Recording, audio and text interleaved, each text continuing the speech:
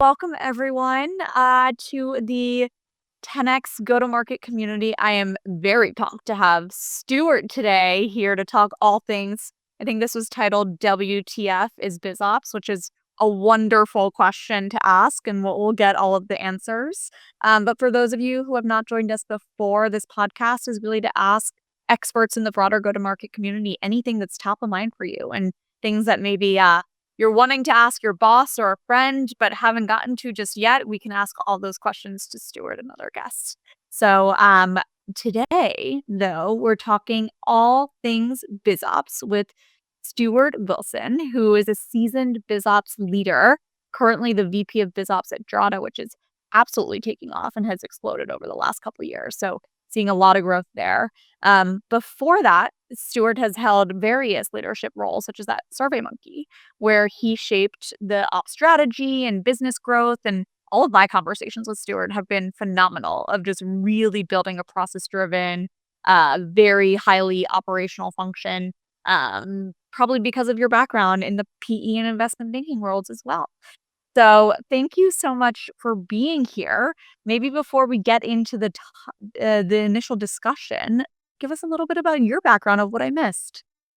Yeah, absolutely. And I'm glad we were able to get this together, Alexa. I know we've been chatting about it for a little while. And I guess for those in the audience, Alexa, and I think you and I have known each other for what, like 4 years now or so? And I think started when I, Right when I started POCUS, yes, I was like, Stuart, tell me your problems, and I'm going to build a product around those problems. And so now look at us here. you know, come a long way. Those are some really fun conversations, to start things off too. But yeah, just a little bit of background on myself. I'm Stuart Wilson. I run the business operations team here at Drata, based in New York City. Been out here for a couple of years now. My background is originally in finance. So as Alexa mentioned, I worked in investment banking for a couple of years. And then I was a technology investor in mostly software companies at the growth stage, kind of similar to companies like Drata. Well, I was there for a couple of years and ultimately wanted to make the switch into operations. I think, man, I don't know how many companies that I chatted with in my time there, probably close to 1,000, but you quickly realize that ideas are really a dime a dozen, and it's the team, the operational excellence, that execution that makes a great business. And I wanted that experience firsthand, so made the switch over, and have been largely working in BizOps and strategy roles, largely at the growth stage, but at different companies across software. That is awesome. So, Stuart, going back a little to start before you were even in BizOps. So, BizOps is not a function that you study in school, but when I was in business school, it seemed like everyone wanted to go into BizOps. So how does one make the move from finance to ops, both in terms of the skill sets you need, but also kind of why did you want to do that? Yeah, well, before I answer that, I actually want to get your response on that first one. Why were so many people from business school wanting to go into BizOps? So a lot of people at business school either want to be a product manager or BizOps. I think they want to work in startups, but they don't want to sell. Yep, But selling's the most important job at a startup. So they go to BizOps. fair enough. I would say any role in any level, any manager at any company is a selling role in some capacity. So we can talk about that later. But yeah, like how got into BizOps and how I just tried to learn more about it. When I was at this firm, Spectrum Equity, which was the investment firm I was at, I knew I wanted to be in the operating side, but I didn't know quite exactly where I would be best suited.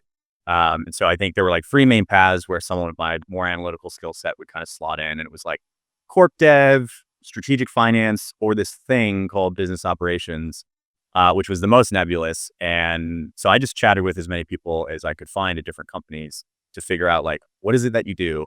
It varies from company to company is the short answer. But like how I like to think about it in a nutshell is BizOps teams are effectively like a Swiss Army knife-like function for a business.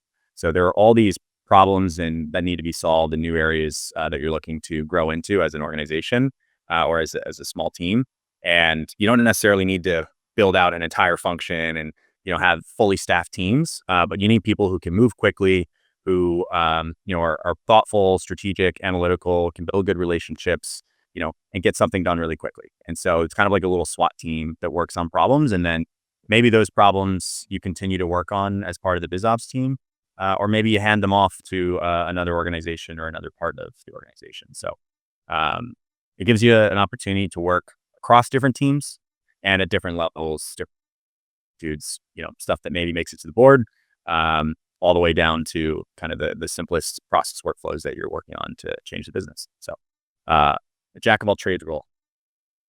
And one thing that I should go back to when I made the joke of no one in business school wants to go into sales, but everything is selling. I do think from our BizOps team, from my peers in business school, but also our head of BizOps, Jared, I see that you're always selling even in this role, maybe not towards prospects. Like there are opportunities, yes, but you're selling, you're helping your CEO pitch investors or you're helping recruit new candidates and you're always selling no matter what. And so I appreciate that the BizOps role is you really have to be willing to kind of dip your toes in everything and try everything and be good enough to stand it up from the ground up before passing it over. Yeah, exactly. And, it's interesting. One of the things that I've come to realize about BizOps teams, and it varies from company to company, of course, but I think BizOps teams can be one of the most impactful function in an organization, but they're also uniquely the only function that has no direct control over anything, right? Like we don't own the sales budget. We don't own the marketing budget. We don't ship product. There are other defined teams that do that. So we really have to make sure that we kind of influence without authority in many cases. And so that ability to, I don't want to say sell per se, but tell a good story, kind of package, whether it's strategy or research or analytical work that you're doing, project management, being able to offer that value to an organization is really, really important. And those relationships you build to affect change are critical for a role like this at any company I've been at. I'm going off script a little because this reminded me. So when you're a great BizOps leader, like yourself, you're going to build these cross-functional relationships with all these different partners. And like you said, you have the ability to influence basically every piece of the organization without directly owning. So then what I imagine happens to you, which I know happens BizOps team, is that you have so many things you can work on. Everyone is coming to you with different projects and initiatives that is their top priority. But obviously, if everyone has a top priority, it's not the company's top priority. So how do you think about what do I prioritize? What do I like if I'm getting different asks from the people team, the product team, the sales team, the marketing team, the CS team, like how do I prioritize all of that? Yeah, great question. So I think part of it is having good relationships with them and understand like what are the biggest pain points that folks are facing and what are the biggest challenges we're looking to solve. The second is kind of looking all that holistically, and we can get into detail around how I run a kind of in the operating rhythm of planning for the organization and what we work on. Um, but looking at that holistically and saying, okay, what are the biggest company goals that we have, right? Some companies call them, their OKRs, but what are we looking to achieve over the next quarter, over the next year? What's going to drive the biggest impact? What do we actually set up for to be successful, and how do we measure success? Right. So focusing on outcomes that matter most to the business is how I think about everything that we would potentially work on. And some quarters, it may be we're doing more for marketing, maybe more for sales, more for product. Maybe there are special projects from the CEO that we can talk about or can't talk about. So it definitely varies from, period to period, but that's the lens by which I think about it. Hmm. And I would be curious. So the term BizOps is fairly new, as is the term go-to-market ops, RevOps. Usually you were just kind of head of operations, or there was an operations team, or maybe there wasn't even an operations team unless you were like a, you know, hardware or logistics company. So there's all these different words to describe it. There's operations, BizOps, RevOps, go-to-market ops. Are they different? Are they the same? Does it differ by stage of company? How do you think about that? It's a really good question. Branding your team is important, right? It helps kind of clearly articulate to folks what you do and how you drive value. It definitely is an evolving landscape. I will say that first and foremost.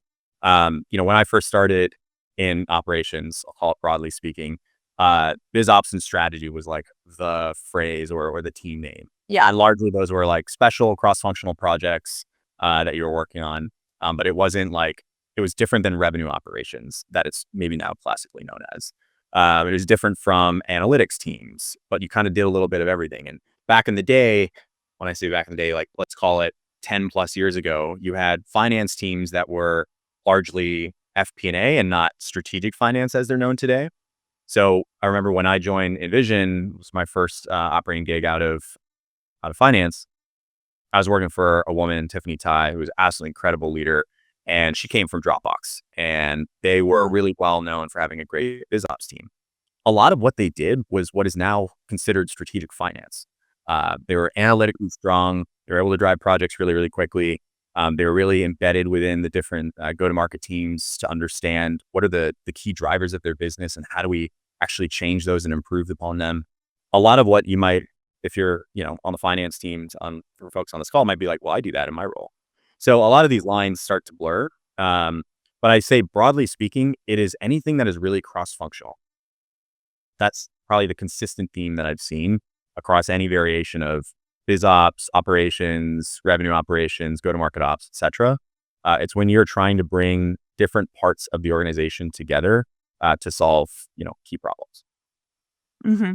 It's, my first operating gig was in sales strategy and ops, and it was at a Series C company. And so, really, when you're that early, it kind of expanded beyond that, right? Like, when I was doing it, I would say we were doing a little bit of BizOps. I was doing a little bit of strategic finance. It was just do whatever you can, but then as you get bigger, thinking about the sales strategy and ops team at Datadog, it's Yeah. very specifically sales strategy and ops. You're not touching strategic finance because it's like, I think the earlier you go, the more, of course, the more hats you wear, but that is very real for BizOps because it's inherently the role that just you take everything that no one else owns. Yeah, exactly. And so when you're, again, it doesn't have to be a small company, but a fast growing smaller company or a fast growing team within a large organization, there's always something new to be working on. There's always some new problem that folks are looking to solve. And so it's like, well, where does that go? Right. Like, I remember one of the things that we spun up at a vision and we had when we were at SurveyMonkey was pricing and packaging, right? Like, Mm. who owns that? Is that product? Is that marketing? Should sales own that? Like, where does that live? Tale as old as time. Yeah, and it touches so many different parts of the organization. And so that can live in different places, right? And I'm sure different leaders and different companies will advocate for things in different ways. Ultimately, like these things can live in different places, but how I think about it, especially if you're, a founder or, you're running a business and you're trying to think about like, where do I staff these things? Like the way I like to think about it is kind of like a two-part framework. So one, who has the trusted track record to get it done? Like who do you trust to drive results, whether they're in one department or they've done some more cross-functional work? And then the second is because very nature of that work is quite cross-functional. Um, does wherever you're having this function live or this body of work live, um, can you ensure the right checks and balances?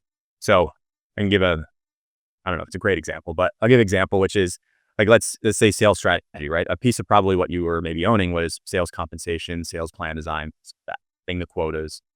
You might have a sales leader who, has an incredible track record, drives incredible results, builds great teams, like all the things that you would want. And as the CEO or the founder of the business, you might say, okay, sales comp's going to live, under the CRO or under that head of sales. No reason why that couldn't work. So that passes kind of test one. Test two is, well, do I feel comfortable that we're ensuring the right checks and balances on where this is living? That probably violates that test. That doesn't mean it can't exist there, but it could probably function a little bit better if it was somewhere a little bit more functionally agnostic. And the reason why is, do you want the head of sales determining how to design his own comp plans or her own comp plans for the entire organization in which he or she supports? Maybe not. So maybe you want that under finance. Maybe you want that under a BizOps team. Maybe you want the strategy team, like other places where you could ensure those checks and balances. So different ways to think about it. But again, these things can live in different places. All right, so, throwing all that out the window, where should pricing live? Oh man, Huh. I've literally seen it live in every place. When I was in Vision, we had the pricing and packaging team under BizOps. We also had it under product. I think maybe we had it under marketing for a short period of time. Um, at SurveyMonkey, it was under the overall kind of strategy and operations umbrella. Let's see. Here we've had it under marketing. We may take it on under BizOps, but we're kind of trying to figure out like where's the best place to resource this as we just think about all the other things that we need to do. So it can live in different places. It's not neat. It's that is Sandy just wrote pricing is the hot potato because we have internally flipped between marketing, ops, product had some input, and it's hard because we need to get COGS and information around usage base from engineering, and then you need to get kind of positioning and packaging from marketing, and then you need to get kind of how does this actually make us money and not lose money from ops and finance. So I think it's one of the toughest things to get right. And as a company scale, I mean, I could spend an hour probably talking about just pricing, but as a pricing team or as a company scales, I think pricing I might relabel as monetization, right? Mm. That has three different components. You have pricing strategy, which is trying to figure out what should the price points be, what should the bundles be, how do they work together? What is the market telling us? What's the research informing us on that? Quant and qual kind of efforts to try and triangulate around those. That's pricing strategy. That's, I think, what classically everyone thinks of. Then there's pricing execution. So especially for B2B companies, like where the rubber meets the road is when you're trying to close deals, right? That's your deal desk, right? So they're working to try and come up with creative structures, figure out what discounts maybe make sense. They are ground zero in getting the feedback from customers around how well your pricing strategy is actually working in practice, right? Are you losing often? All these different things. Then there's pricing operations. So the tools and systems that actually support that. Discount approval flows. You've got CPQ for organizations. That's a growing space in and of itself. And so if you can actually get all of that working together in a really tight way, and it doesn't have to be under one team, but they need to be working really closely wherever they live. That is a broader monetization effort that transcends, I think, classic pricing as people know it today. And that can be really, really powerful driver for a business. All right, Stuart, we're gonna take this offline, and you're gonna help advise us on pricing at Focus. It's great. That is the best way I've heard that articulated, and I think pricing is one of those things that the project never ends because you think you get pricing right, and then it changes 6 months later, and you're like, I almost just cursed, but you're like, "Oh, I just got it right, and now it's changing again." So, lots to learn from you there. Um, I would be curious for you, something I've seen with the BizOps role, like, we post an open BizOps role at Focus, and the quality of candidates that come through is as astounding, like, it's crazy. Everyone wants a role in BizOps. It's the hottest job. How do people when you're hiring, like, people who are trying to get into BizOps, which it feels like so many people from consulting and banking and all these top tier, colleges all try to get into BizOps. How do you and there's very few roles. How do you recommend that people try to do that, and maybe what do you look for when you're hiring? Yeah, good question. I think it depends on what you're solving for when you're for that role and how you're trying to design the team. So if it's a one-for-one role, you're looking for a jack of all trades. But if you're building out a whole team and you're a bit more scaled and growth stage organization like a Drata, for example, um, you're looking for people who can lean a little bit more heavily in certain areas, depending on the body work is coming down for the next year plus of time. So across those skills that I would look at across anyone would be strategic mindset, analytical rigor, project management, and cross-functional relationships. So these, I think, are the four essential ingredients that you're going to lean more heavily into on the job, depending on what you're working on. And I'll lean a little bit to favor depending on where I want that person to be focused. So on strategic, like to break those down in more detail, analytical rigor, I think is pretty obvious. But like, can you make sense of the numbers? Like, do the numbers tie when you pull something together? Is your analysis sound? Strategic mindset, can you take the otherwise ambiguous and create some structure? If there are 5 different ways that we could go, 5 different paths that we could take, can you put a helpful framework in place to help decision makers make more confident decisions around here are the trade-offs, but I recommend we go with this one. Cross-functional relationships, we talked about this a little bit earlier, but that is fundamental to anyone in a BizOps role. You need to be able to build that relationship and effectively communicate what the story is that you're trying to get across. So that lands differently with different people. Some people, you tell them a customer case study or a customer anecdote, and they're like, I'm won over. Let's go do it. Decision made. Some people are like, show me the numbers, get me in a spreadsheet, and I'm won over that way. And others are, I want a 30 slides slide deck, that shows me you've done thorough research, and then I'll sign off on it. So kind of have to know that well. And then project management, a big piece of what we do, especially on larger projects, is making sure that the wheels stay on the track correctly, right? Um, and ensuring that there's constant communication around what you're doing and why you're prioritizing it at any given time, and raising the alarm when something goes off track. So those four skill sets are really important for anyone in the BizOps role. Um, I can talk a little bit more around like how I solve for any one of those in terms of background too. Yeah, I have a question on where I'm thinking it might be the same as my answer would be. What was the biggest shock to you of going from, a banking PE into actually operating at a company? Yeah. Good question. So I think the biggest thing, and I try to suss this out in the interview process too, is when you're coming from consulting or banking or these like stereotypically very type A environments, where also a lot of the roles are very like lone wolf roles, right? Kind of like you do your work, you complete it, and you've succeeded.